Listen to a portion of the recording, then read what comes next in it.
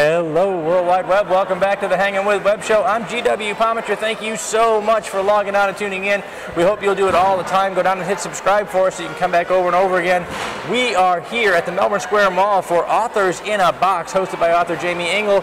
And we're right now hanging with best-selling author Steve Altier. Steve, thanks for hanging with us, man. Thank you, Thanks for coming down. So, what do we got here? What do you got? What's first? What's the book we're looking at? The first we're looking at here is Lizardville, the Ghost Story. Lizardville. Yes. Oh, right now, would you write for YA and kids? Yes. Okay, so Lizardville, this is definitely every boy on the internet going, yeah. Get your Lizardville T-shirt right here. Yes. You got to visit. You got to go get the book. Visit Lizardville. Okay, so tell us about Lizardville. Where did this come from? I grew up in a small town in central Pennsylvania, and my parents, I was very fortunate, they had bought the dam keeper's house. Okay. So there was an old broken down dam, and there was an old remnants of an axe factory. Wow. Yeah, and it was great for a kid, you know, growing up, and there wasn't many people where I lived in that small town. And in fact, my mom always said, don't tell people we live in Lizardville. I don't want people to know where we live. So Lizardville is an actual place? Yeah, it's actually called Lizardville Road. Lizardville Road. There's about 500 people live there. And yeah. In Pennsylvania, this is a place. Okay, so what's the book about? So I started out the book, I wanted to tell a story about my childhood. And a group of myself and other young teenagers, we would go out camping on the weekends. So we would hang around the dam and, you know, the old axe factory and stuff like that. And we used to tell ghost stories as kids to kind of scare each other. So I kind of incorporated that into the book and decided I would tell these 4 kids go out on a weekend camping trip. They get out there, the oldest boy tells the story, the legends of the axe factory murders. Oh my. And little do they realize, they wake up the spirit world. Nothing good will happen next. I mean, everything good will happen next. Actually, that's where this is where the story starts. So, how many books do you have out right now? I've got 4 books on the market. Okay. This is my newest adventure right here into the young adult category. I've written a couple of children's books. Okay. They're for 6 to 8 year olds. The Gabby and Maddox Adventure Series. Wow. It started off with a Christmas story about a family that found out they had to move at Christmas time, and the children get panicked that how's Santa going to find us come Christmas? Valid. That's valid. So I tried to address some of those issues and the anxieties that the children would worry about. They go to great lengths, like contacting the mall Santa to get a message to the real Santa. Yeah, that's a good way to start. The mall Santa has connections. Actually, the mall Santa is part of an elite group of elves called the Family Moving Department. See that? See the things you'll learn on the Hangin' With Web Show, folks. I did not know that. Yeah. I knew he was a very connected guy. Well, they keep up with technology, you know, with the internet and all that. So they get the message back to Santa where they're going to be at for Christmas. The real problem lies, are they going to be in a hotel or actually into a new home? Ah, yes. That could cause some things. So it's Christmas time. And we know you're here, you're selling books, you're going to be some fantastic readers today. Okay. Okay.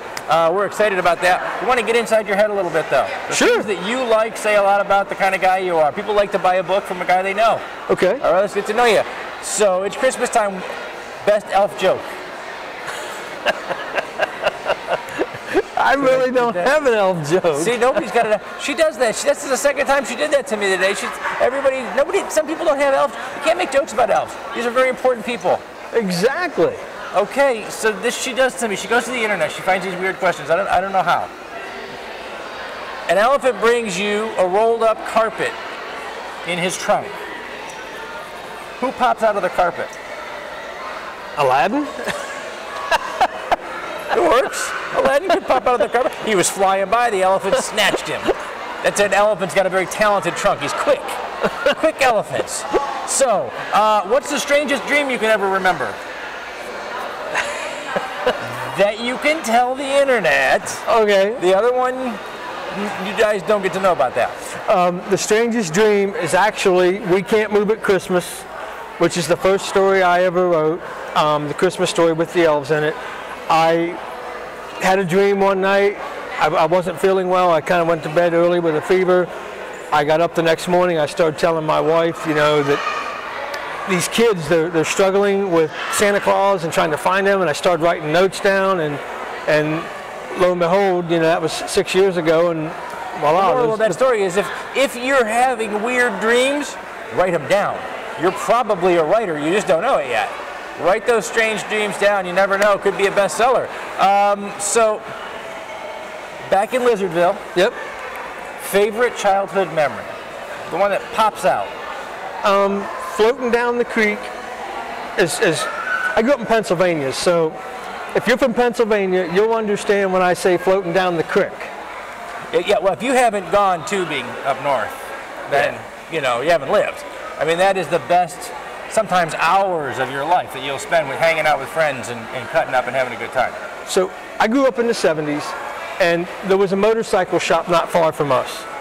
And they would unpack the motorcycles and throw all these big, huge styrofoam crates out back. Ah. So as kids, we couldn't really afford stuff. So we would go and take them and go out onto the creek, and we would float down Big Fishing Creek, which I incorporated part of that story into my book. Fantastic. See, growing up in the 70s was cool.